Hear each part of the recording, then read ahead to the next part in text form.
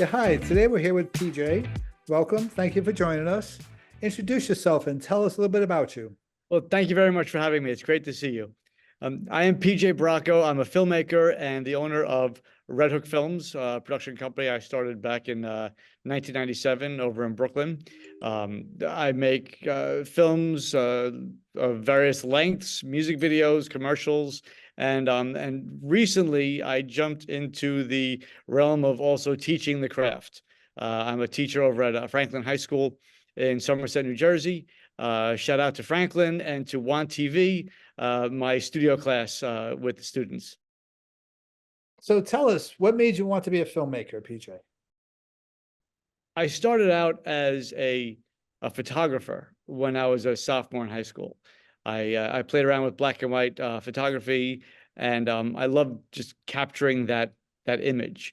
And I'm also an actor, so through my studies of acting, theater, and then combining that with photography, it just naturally kind of went into the craft of filmmaking. To get a little bit more specific, to add layers to the onion and dive deep into what it's all about and create something that connects with an audience on a much deeper, more detailed level. So how long have you been doing this and how many movies have you made? I've been doing it for a while. I'm sorry, I don't mean to show how old you are. Yeah, I'm 27. It's just I'm very stressed. It's all the grades. Really? I grade young. I've been making films since, let's say, 1997. I started playing around a little bit in college with some stuff, and then I produced some theater in New York, and a play I had written, produced, and directed over at the Ensemble Studio Theater back in, God, I think it was 95, maybe. It was a short little piece that turned into a feature script about 3 years later. And then I made that. And then it just kind of kept going with various different projects, short films, producing, directing, some music videos. I honestly, I've done a bunch of stuff. I don't know the number offhand, but I don't know. It's for me, it's not necessarily about what I've done, but what I'm doing next. Mhm. So I kind of like, all right, I got that, I did that. Let me learn my lessons and create something new from that. Okay, that's Yeah. fair. When you first decided to be a filmmaker, what was your family's and friends' answer? Get your degree in engineering first, or get No, that law actually, degree, or just go for it? I originally I'm an actor. I studied acting at Boston University, and that was what I was doing. My family was 100% behind me. Follow your dreams, go do it. Go big or go home, basically. And I had an amazing opportunity to study at Boston University. It's really to hone my craft and to learn with both amazing mentors and professors and an amazing group of students at the time. Um, BU created a really great family. And it still does. It's a really good group of people. And so I did the acting thing. I'm a writer. I've always written. I've always done various plays and productions. When I got out of college, I hit the streets as an actor, and I also have always come from a world of when the work isn't readily available to you, you just make your own. So one thing led to the next, and I made my own. And my family, my friends, everyone's always been 100% behind me. So you also answered my next question, and that is Okay. your tribe, your group of people that you have your go-to tribe. Right. Um, you know, I'm always meeting new people. I've been blessed to meet some amazing talent and some amazing people along my journeys. And for each new venture I go on, I'm just adding to the group of people that I work with and that I talk to, that I collaborate with. It's been beautiful. So yeah, I do have a go-to group of people. They're friends, they're family, all over the world. Okay, cool. That's great. So what made you decide to make this film? Of all the film, why this film? All right, so this is a music video. And one of the things about my music video production is that I typically I lean towards producing the cinematic narrative. I build the story, so I'm making a short film. That's my first priority. Um, this song, "Born to Be Someone," it just it not to sound cheesy, but like, it hit a chord. um, it spoke volumes to me about diversity, equity, having a chance at the big dream, whatever that dream may be, and that everyone, no matter who you are, no matter where you're from, deserves the right to be able to pursue that dream, whatever it is, and be someone. Love is love, all politics and religion aside. Um, we all share the same blood. So the song, it hit me, and I had a lot of imagery in my head, and I collaborated with the writer, Cameron James, the artist, fantastic artist. We've been working with each other for a while now, and he had some ideas, I had some ideas, and then I just ran with it, and I wanted to paint a picture, a full palette of colors. And I did. I had the opportunity to meet a lot of people, bring a lot of people in, and just kind of give a full rainbow of everything that's out there to paint that picture of everybody deserves to be somebody. My next question is, what was the hardest part and what was the most fun part about making this video? Because quite often it's the same thing. So I put those two questions Yeah. together. The hardest part at first was getting people to buy in. Hey, I want to interview you for a music video. I want to do this. Would you want to be, are you interested? Do you want to be in this? And then I kind of went towards the whole audition thing, and I auditioned people.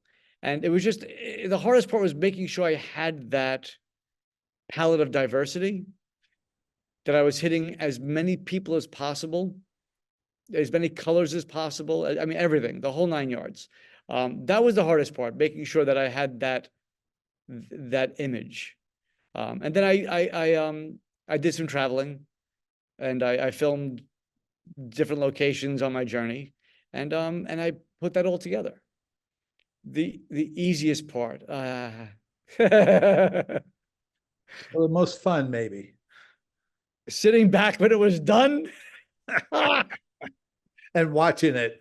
It's like, okay, yeah, I did that. I'm done. What's next? Okay. This is a generic question. Okay. As a filmmaker, are you the type of filmmaker that you do something and then for the rest of your life you sit there and go, someday I'm going to get enough money and I'm going to fix it? Or you the type of filmmaker that you finish something, you put it out into the world and you go, okay, that baby's gone. There's nothing I can do for it. Which one are you? Sometimes a little bit of both, but for the most part, there it is. Let's move on. Because I find that when you do keep going back to that one piece that can't get out there, you could spend a lifetime fixing things up. In terms of like re-editing, I mean, my original vision is my original vision. That's it. When it's done, it's done. There are some other things that need to get worked on sometimes, for it to actually be put out there. That's a different story. I guess that's what I mean by a little bit of it, both. Sometimes you have to fix things to make it accessible to the public. But yeah, so I like to move on. All right. So in the indie film world, as we all know, we're never going to become a Taylor Swift and have private jets that are going to fly us around the world so we can make it to our boyfriends or girlfriends football game. So what would you consider success in the indie film world? What does that look like? What does that smell like and sound like? Knowing what I have next. Okay. There's so many different definitions to success, and success is a very individual, personal thing. For me, it's being able to look back and say, okay, yeah, I made that, but it's also a matter of, okay, so what's next? Knowing what I have coming up next is success, because there's that feeling of not having anything coming up and having to look for it, having to be back in the days where you're trying to hustle and figure. I mean, look, it's always going to be a hustle.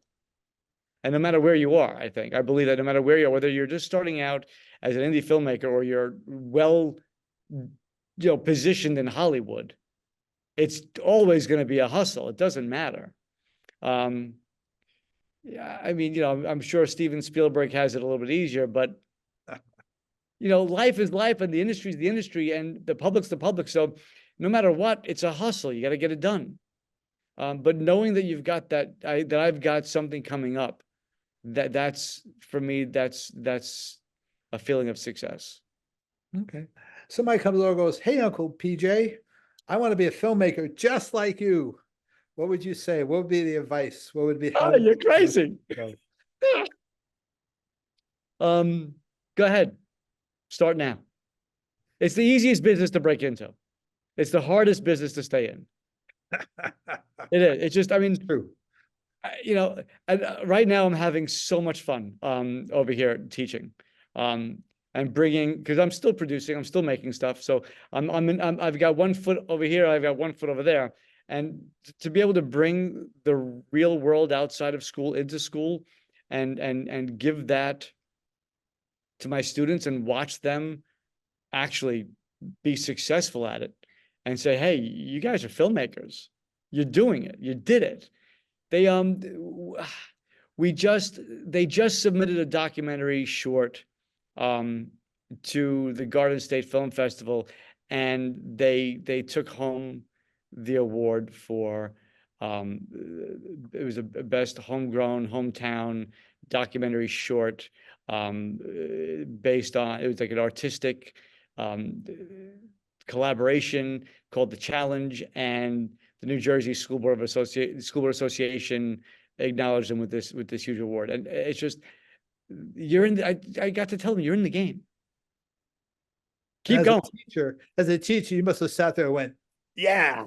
Like you did it. It's exciting. It's exciting to see them be able to see their creation, their ideas come to fruition, and be seen by a lot of people all over the place. A quick shout out to my Want TV crew. You can see us on Instagram at want.tv or YouTube want.tv. Check it out. It's some amazing TV and film work. All right. Well, thank you for joining us today. Thank you. We'll see you soon.